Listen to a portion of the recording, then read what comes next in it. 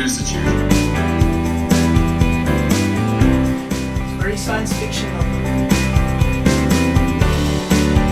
Like into it. Yeah.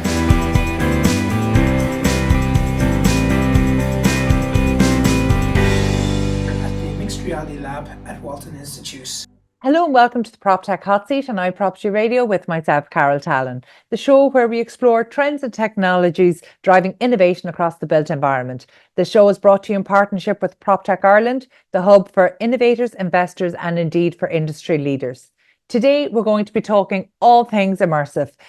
So we're going to take a tour of the Walton Institute down in Waterford as part of SETU, which is really exciting. So I recommend for anybody who's listening on audio, make your way over to YouTube or TikTok because you will definitely want to see the video and photographs of some of the technology across the Walton Institute. Really fascinating stuff. And also we're going to be speaking to Camille Donegan, Interim CEO of Eirmersive, which is the new industry representative body representing the sectors feeding into immersive technologies in Ireland. So first up, I'm delighted to welcome Camille Donegan, Interim CEO of Eirmersive. Thanks for having me, Carol. Delighted to be here. Camille, the work that Eirmersive has been doing has been going on for years. So I think people will be surprised to hear, oh, Eirmersive launched? Didn't it launch years ago? Because you've been doing great work for years. So for anybody who is not familiar over the past years, you might just explain a little bit about what Eirmersive does, why it was set up, and most recently, what the new launch really means. Yeah, thank you so much, Carol. So yes, you're absolutely correct. Eirmersive has been around for a while, approximately 4 or 5 years actually. But we've been on a journey of professionalization, and that has come as we've been receiving funding for this year and indeed confirmed for next year. We're so grateful to Creative Ireland. And strategically, we are being funded to support the roadmap for digital creative industries. So this brings us to the table with government, alongside the Institute of Designers Ireland and Immersive, the games body, and indeed IAPI, the advertisers body. So we're strategically there to be at the table with government departments and forming subgroups, some around regional development and skills, and indeed data collection. And as part of that, we are receiving this funding. So we've been able to professionalize as a network and go from a voluntary run organization where for years we had the best intentions in the world and all the activity that we're actually able to bring to fruit to bear now is on the back of being resourced as an organization. So there's 4 of us part-time, myself as interim CEO, and we are really delighted to be bringing the benefits of membership and to this community. So we've had approximately 400 individuals following us and as part of our community on Slack for the last kind of 3 or 4 years. And now we're onboarding companies and individuals and sole traders and indeed academic lecturers. And we are looking for payment for this, for a fee structure, because in order for us to truly say that we are the voice of the Irish immersive technology sector, we need to be representing our members, and there does need to be an exchange of remuneration for that, a fee for that. So it's very modest. It's €300 for a company or €100 for a sole trader or an individual lecturer. So there's a slew of benefits on the back of that. In fact, we've been told our value proposition is incredibly generous, perhaps too much so, but there's a slew of benefits such as we organise delegations. So we're in the process of organising a delegation to Stereopsia, which will take place in Brussels in December. 9th, 10th and 11th. So we'll have an Ireland booth there. And worth mentioning, Immersive in Spain, our Spanish counterpart, they will have a Spanish booth. So it's really important that we're at these European landmark conferences for for Ireland, representing Ireland and putting Ireland on the map as a go-to destination for immersive technology solutions. And that is our big vision, is that Ireland will be seen, as it is for animation, film, and indeed games, as a go-to destination for immersive technology solutions by 2030 is our mission. So putting Ireland on the map, being there, representing the companies in Ireland, having demonstrations of the best-in-class immersive solutions from Irish companies is such an important part of that spotlighting. We're also running webinars, and companies get to spotlight their case studies days, both on our website and through webinars.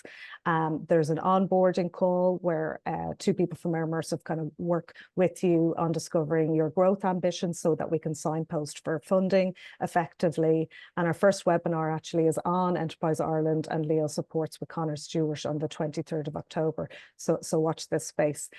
So very briefly on our launch, we launched on the 11th of September in Belvedere College. We were delighted to have Minister Calleary there, who met with the companies. He spent quite a long time. There was 12 companies demonstrating. He went to each one. He met with the founders. He knew some of the companies already, and he's very interested in this space. And a big part of that event, it was themed outward. And we really wanted to kind of communicate to companies to look outward in terms of export potential and that kind of the geography, I guess, of the markets, and you know, the US being the largest market for EU XR studios or immersive technology studios. Speaking of that, we also had Michael Barngrover from XR for Europe speaking about the European landscape and benchmarking Ireland in that regard. And we had several end users or clients of the technology presenting. And that's a really important part of the story, because those of us in the industry who build applications, etc., can shout about how powerful immersive technology is. But when you have the end users, the clients, talking about the value add that they have received from working with immersive technology, that's a much more interesting part of the story, I guess. So we had Claire Rowley from Salesforce.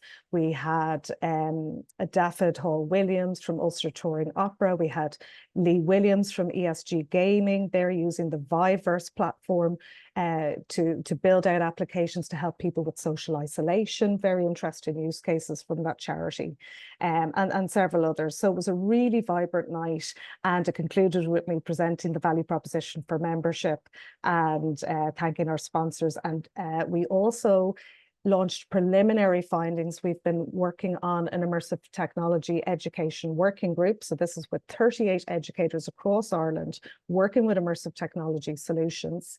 And we've been running roundtables for the last 8 months, sponsored by Meta. And we have initial findings of that. The final report will be out in the next few weeks. We'll be presenting that to the minister. And these initial findings were also presented on the night, and Dulta O'Brien from Meta gave an intro to that, and Dr. Zita Dooley from SETU presented the preliminary findings. So watch this space on eirmersive.com and on our LinkedIn to see the final report, and also anyone interested in membership to become a founding member.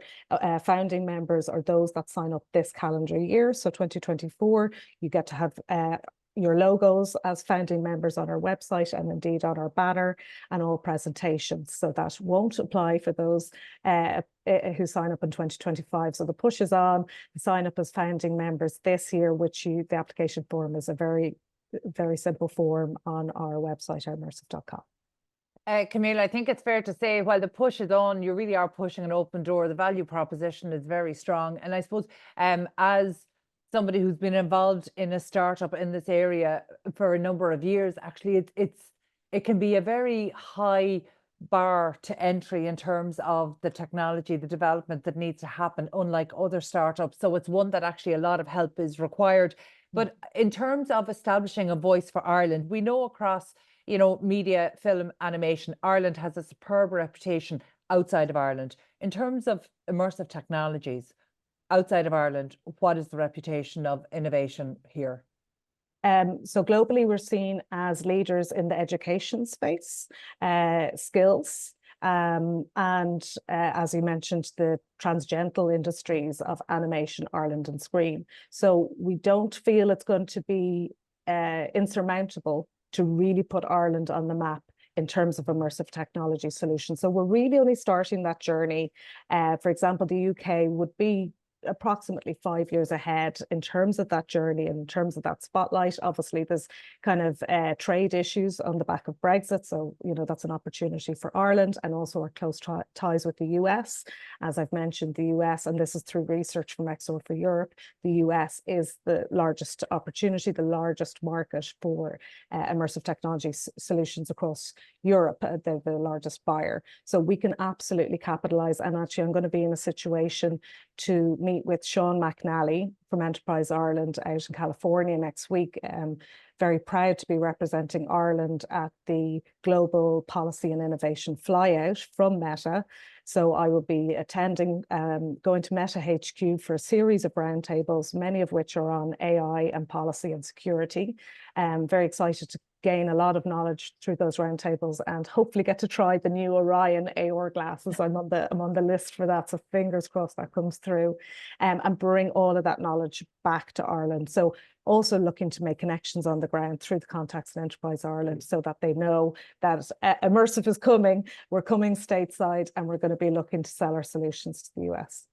Excellent. Well, very best of luck to that. And for anybody who now knows they have still an opportunity to get involved as founding members of Eirmersive. And by the way, I should point out that Eirmersive is spelled with an E for Eira. So just for anybody who is not familiar. So how can people reach you? How can they contact you and get involved to make sure that they are counted in time to be founding members this calendar year? Thank you so much, Carol. So the apply for membership application form is on our website. So that's Eirmersive. As Carol said, it's EIRMERSIVE.com, eirmersive.com. Fill out the application form.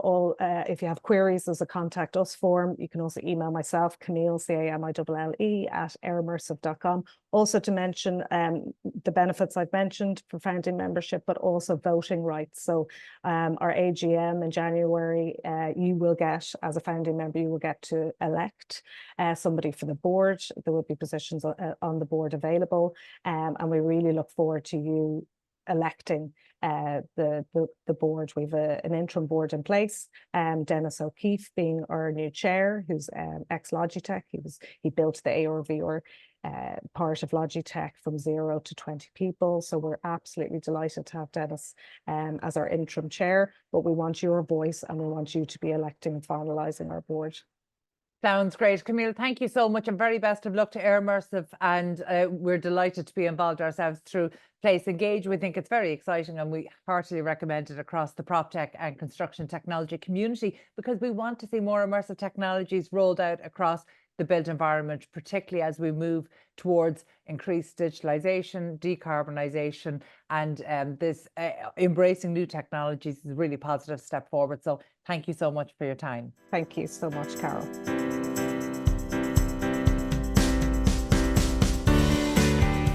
Now I'm here with Stephen Barnes, Mixed Reality Lab Manager and Senior Project Manager within the Walton Institute as part of SETU. Stephen, where are we standing right now? Thanks, Carol. This is a digital photogrammetry lab. This is a BotScan Neo. It's the only scanner of its kind in Ireland at present. It's made by BotSpot in Germany. It's very science fiction looking, but what it uses, and there's no radiation here, it's 82 digital SLR cameras that are all within each of these housing. They're standard digital SLR cameras, 24.1 megapixel with a focal length of 58mm. These are UCO markers, which are from the ceiling all the way to the lowest rung. There's 23 in total.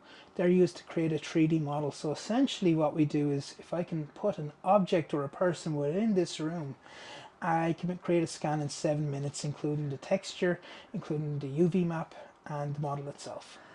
We have put one of our producers in here, Katie, and made a model. Yep. What can we do with that? How can that possibly be used? It can be used for a variety of applications. So say, for example, if you wanted to use it for a virtual reality application, you could actually add Katie as either an NPC or as a character, like an avatar of it. You could also add, if you wanted to, and something we've started doing as part of some of our projects, is you could have Katie be your spokesperson representative. So you could actually create an app where you have the 3D model of Katie, then through using a certain like NVIDIA software, you could actually capture her speech and her movements of her face and animate Katie so that you could actually have Katie talk through different locations. So she could be part of an app, not needing to be present, but still delivering all the descriptions that she would normally. Or if you wanted to be cruel, you could animate her and have her do the Thriller dance. That sounds perfect for our work culture. Say no more. Stephen, this is my first time into the Walton Institute today, despite the fact that I have actually been working with your team over the past year or two. And so I had some expectation of the work that's being carried out. This visit today is blowing my mind. Glad to hear it. I'm struggling to get a sense of all that you're doing, because this is still quite a new space, even though maybe, there are people I think will have perceptions around immersive technologies. But it is quite a new space in terms of practical application in the workplace and how it's being used. So talk to me a little bit about, well, first of all, maybe just give us a little bit of background about the Walton Institute. Sure. The Walton Institute was established in 1996 as the TSSG, Telecommunications Software and Systems Group. It underwent a rebranding in 2021. We were named after Ernest Walton, the famous Nobel laureate from Dungarvan. Immersive technology is just the tip of the iceberg. It goes across a lot of, especially research domains. We're 100% self-funded. So we work on everything from Horizon Europe projects through to Science Foundation Ireland projects, and beyond the research and postdoctoral research that happens on the premises, we also specialize in industry projects. So say for example what you're standing in at the moment, and every item of equipment that we hope to show you here on this tour has all been purchased with Enterprise Ireland Capital Call funding. It is earmarked for industry use, so for use by every company, and that's something that we do as part of Walton. We've had spin-out companies. Feed Henry, for example, is one of our success stories. Especially working with startup companies is something I've done quite a lot of in the last 6 years, really, in my role here, working with startups and helping them along their journey to developing their applications. And that's something that actually I am keen to share today, that we've worked with the Walton Institute through PLACEengage to bring to life a really big vision we had, essentially to use immersive technologies to bring proposed developments to life for public consultation and community engagement. So essentially we believe that if the community can visualise a proposed development, they're going to feel happier about it. But as a startup, there's no way we would be able to invest in technology like this or have access to it or even know what it is. So I do want to talk about some of the work you're doing with industry, but because of the nature of this show, I'm conscious that we really speak to innovators, to founders, to startups, and actually accessing capital to bring your vision to life is really difficult. We were delighted to be supported. Not only are we supported by Udaras and the Gaeltachta in terms of our startup, but actually we've also been able to avail of the Enterprise Ireland Innovation Vouchers, which I think maybe is not well enough understood for the amazing resource it is. So talk to me about what the Innovation Voucher is from Enterprise Ireland. Sure thing. Yeah, we're very fortunate here. We have the ICS Technology Gateway based in Walton Institute on our premises here in ARC Labs. The Innovation Voucher project, the Innovation Voucher program, it enables companies, whether they're startups or SMEs, any Enterprise Ireland client can avail of it as long as they have sufficient de minimis aid. Basically, every 3 years you get 300,000 now, thanks to the European Digital Innovation Hub. You can apply for an innovation voucher. What that entails is 10,000 euros of research work. Now, that cannot include software development, but what it can include is what we've done with PLACEengage, and we're very proud to do, is a complete roadmap to the solution. So really gathering all the design requirements and implementing some initial feasibility investigations as well. So that 10,000 euros, the way you apply for that is you apply for it through the Enterprise Ireland website. And what we do, what we pride ourselves on doing at Walton Institute, is that we do not meet with a client and just say, okay, what is it you want to do? And I say, all right, we'll come back at the end of the program and give you what it is. We believe in a collaborative journey. So what we would actually do is we would hope to set up regular progress meetings where we're actually working with the client, and what's happened before has been a client has said, can you look at this particular direction, especially with AI. They were asking us to look at one particular type of tool set. Our researcher looked at it and said, well, look, this won't really work, but here's a couple of avenues that you can use.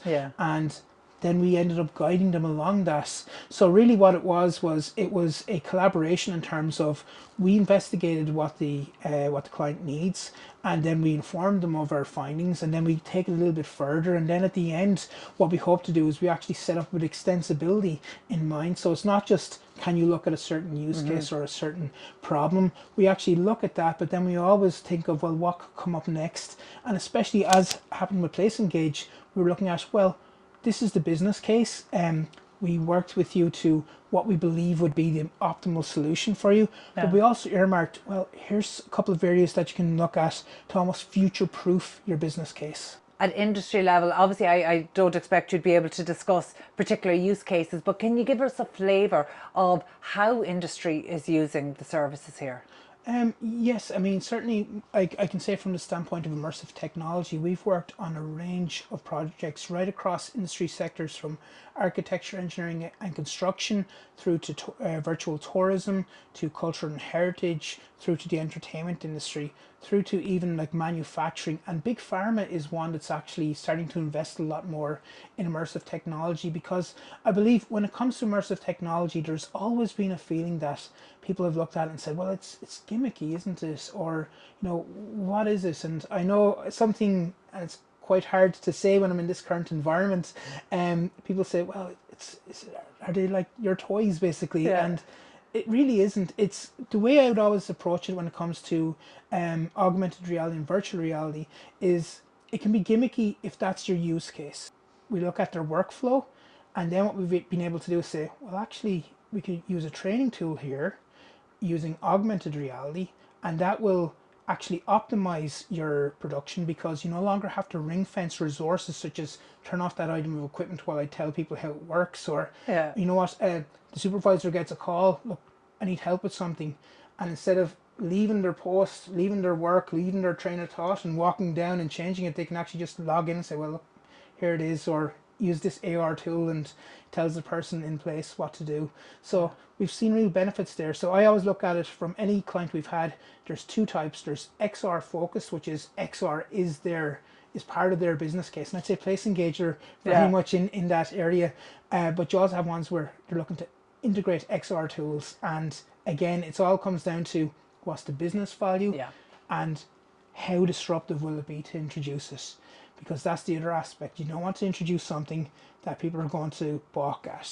So you can, when it comes to augmented reality and virtual reality, as much as these videos will showcase the plethora of amazing equipment that we have thanks to Enterprise Ireland Capital Call funding, it really comes down to what you have in your hands. You can actually use for AR and VR. Yeah, and that's exactly what we want to kind of get to today as well, to actually explore the real life cases. I suppose I look across the built environment where we see good traction here is across, say, safety, where actually safety and training. So actually training for the disciplines, but what I think has changed over the last few years is not just the attitudes towards technology, but actually also the environment in which we're working. So, for example, we're moving towards a 3D planning system, which means any building is being designed for 3D planning. So with every building that's being built, you have a virtual building being built, and we want that virtual building to survive for the lifetime of the real building. And so it'll be used for retrofits, and you know, it kind of begs the question, and we did touch on it earlier today as we were walking around the building as well.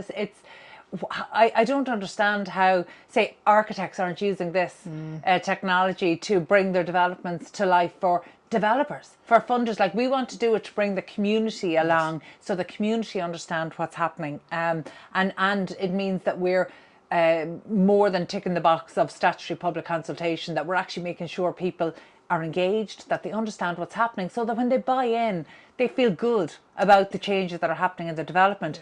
But actually, there's a step before that, where an architect is selling this idea to a project owner, and then that project owner is selling that idea to a funder. And so actually, there's so many use cases across the built environment. That's something that I feel, I'm surprised that it hasn't gotten the level of traction that it might have, but maybe with the introduction of 3D planning, I that think might so. happen. We have TV shows such as Room to Improve have really helped the business case, because also people are saying they don't just want to see the plans, and you know, or just even be told, well, look, if you go through here, this is where it is. I've even seen people go on green sites and say, you know, actually chalk out where the rooms are, and every person's reaction is the same.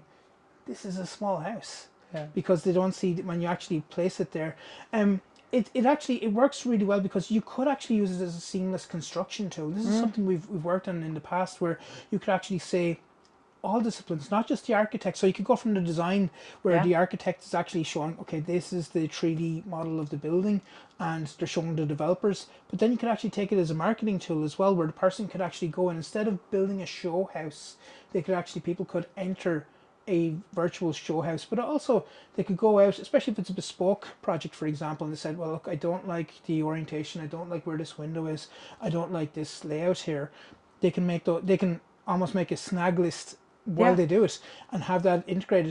It can also be used for construction, where, for example, quantity surveyors to go on, and they're able to keep a map. You have the project scheduling as well you could bring into it, where it says, okay, at this week in construction, where should we be according to the plans? So you're trying to, you also have things such as electrical ducting, such as plumbing and pipes and everything like that, where it's like you can actually see where they should be according to the plans in 3D.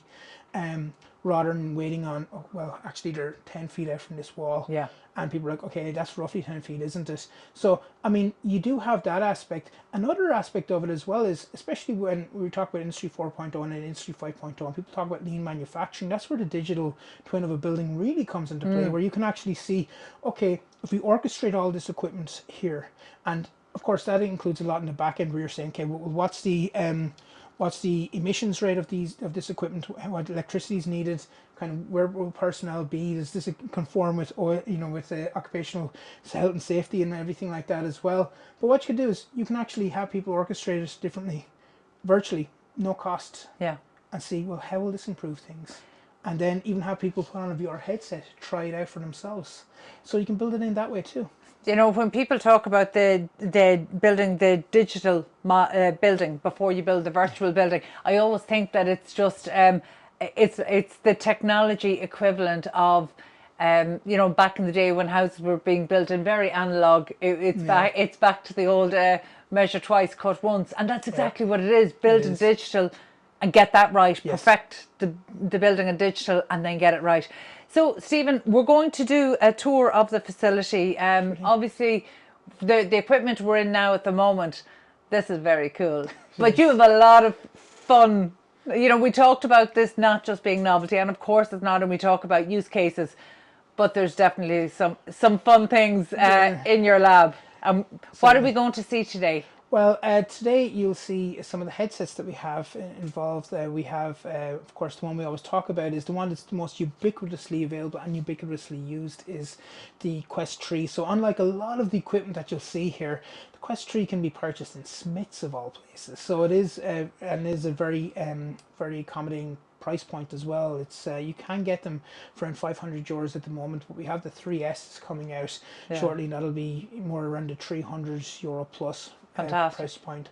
But you will also see we have our Omni treadmill, of course. We have the very famous, infamous in this place actually, Tesla suit, which we purchased as a motion capture suit, but it's actually a full body haptic suit. That's its real use. So if you've ever seen Ready Player One, we pretty much have Ready Player One Waterford here, so we'll be delighted to show you. Very good. We look forward to doing a tour of the facility and meeting some more of your team. Thank you so much, Stephen.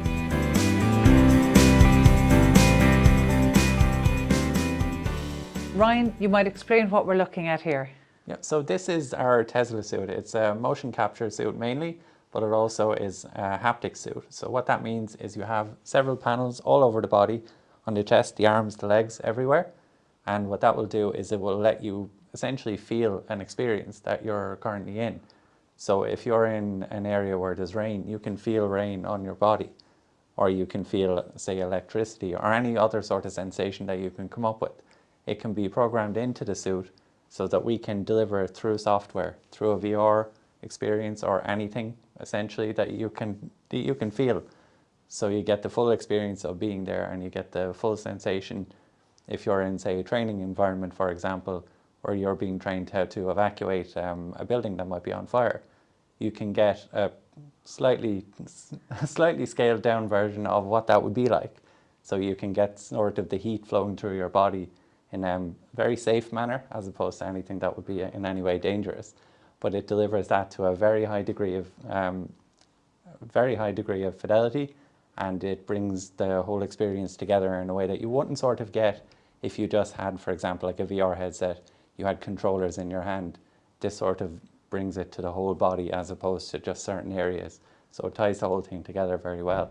And as I mentioned, it's also a motion capture suit. So we can have someone put on the suit and we can do full motion capture. And what that means is we record their actions and put them together as an animation, which can then be applied to a body scan, for example, that we might do on our bot scan. And that can then be used to replicate, say, any sort of action that you might want. If you're doing a training experience, for example, you can have a trainer, we would record their motions, and we can put that into an experience that they get the full degree of what that trainer is trying to show them, and they get it in a fully immersive experience. And again, you can bring the haptics into that as well. Perfect, thank you. And are there any use cases that you can share with us? So as I mentioned, the training is a big one, and it's sort of, when you're doing a training experience, it's very different in a virtual environment as opposed to the real one. And the big thing I would always say is when you're doing training within VR is you can break things. And that sort of comes down to what you can do. So say, for example, you're doing like a safety driving experience, for example, and you want to get across the idea that you really don't want to crash this machine. Then you can sort of replicate that through the haptic feedback that you would get in the suit. You can get a sort of more limited experience as to what it might be like to actually crash, say, a very heavy duty vehicle. You wouldn't want to do that too often in real life, but in a virtual environment, you can do it as often as you like. And if you want to restart something, you don't need to go, buy a new car. You just restart it. Driving lessons of the future. Yes, hopefully. Ryan, what are we looking at here? Here we have our omnidirectional treadmill. It's called the CAT VR. So essentially what it is similar to a normal treadmill. You stand on and you essentially walk in place on it. But the difference here is that you're using for a virtual reality experience. And normally within VR, you are kind of in place and you do have limited movement around the play area that you define in advance. But sort of you have to watch out where you're going, or you can walk into walls and that sort of thing. But when we have this, it essentially tracks your legs. So you walk on the treadmill itself, and then you are actually walking within the VR experience too. So it gives you the full range of motion that you normally wouldn't have. And it sort of takes away from the immersion breaking experience of having to, say, use a controller, for example, to actually do your movement, as opposed to naturally walking as you would normally do instead. So it adds to the immersion of it, and it sort of gives a bit of not so much of a gaming experience that you would normally have, as I said, when you're using controllers for movement instead. And it has the additional kind of possibilities that you can use it for, say, fitness tracking, for example, because you're doing full range of motion with your legs, with your body as you normally would. You get the full experience, and you can use it for, say, rehabilitation, or even just pure fitness tracking, burning calories, that sort of stuff. Very good, thank you. And what possible use cases, I've never come across one of these before, I didn't even know such a thing existed. What possible use cases are there for industry? So there's a decent amount of stuff. So a lot of it would be, again, towards rehabilitation, where you would have people who would have sort of difficulties with movement, or say they're recovering from an injury. You can use something like this as a sort of intermediary feature in combination with any other sort of treatment that they might be getting at the time. So you can use it to, say, track the difference in their gait over the course of, say, a couple of weeks or months, do it as sort of a treatment program. So you can do a lot of tracking on the various areas of the body, particularly around the leg area when it comes to their movement. And you can use it to gauge their progress and their recovery. So we would sort of see it as rehabilitation is sort of the big area that we would look at for it.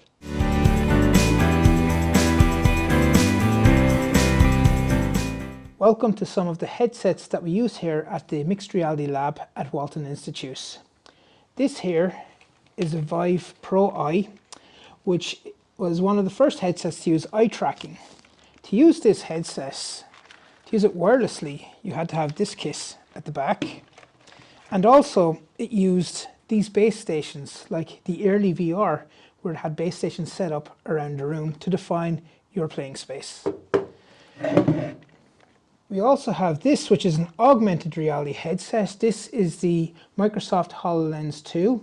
It has since been discontinued, but this was a headset that you actually had the entire computing power right at the back here. It uses inside-out tracking, and if I put it on, you can actually see my eyes and I can see the room around you. So essentially this is like taking your mobile phone or your mobile device and allowing that to have a immersive layer where you can actually have 3D models appearing in your environment through this headset that you can walk around and navigate. So that concludes the AR side.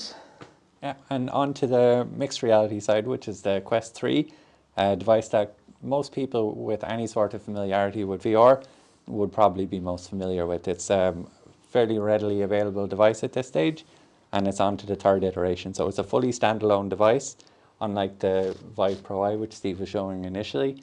So that means you don't have to have any external connections, you don't have to have any cables whatsoever. You essentially just pick up the headset, turn it on, and you're good to go. And it more or less combines what the Vive Pro Eye did and the HoloLens as well, as it combines virtual and augmented reality and puts that together into mixed reality. And what that means is you can have virtual content overlaid on top of your physical environment. So you can see around you at all times, but you can interact with virtual objects too. So it brings everything together, and it puts it together in a way that many people who might have some issues with virtual reality in terms of nausea, it minimizes that to a huge degree because you're fully within your normal environment. You don't have to worry about, say, walking into walls because you can see where you're going at all times. And unlike the Vive Pro as well, as you can see, we have the big, enormous controllers here, whereas when it comes to the Quest 3, they're significantly smaller, they're tiny. And you can even forego those altogether and you can just use your hands. So that means that you can pick up objects in a virtual or a mixed reality world. You can just pick them up as you normally would with any object that you see, and you can interact with them, you can touch them, you can not quite feel them in your hands, we're not there yet, but hopefully in the future. So it's a much more commercially available device. This is the Quest 3, and we have the slightly cheaper Quest 3S coming out quite soon. So it's one that most people will be more familiar with, and it's, as I said, it's hugely available, and it's been very popular over the last few years. So it's been great for us that people come in, they know what we're talking about a bit more.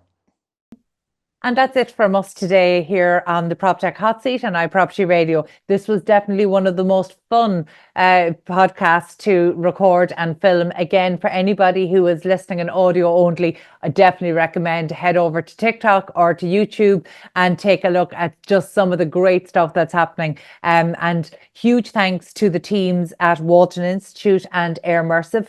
For anybody across the built environment who is looking at exploring immersive technologies, I definitely recommend get in contact with Eirmersive and indeed the Walton Institute.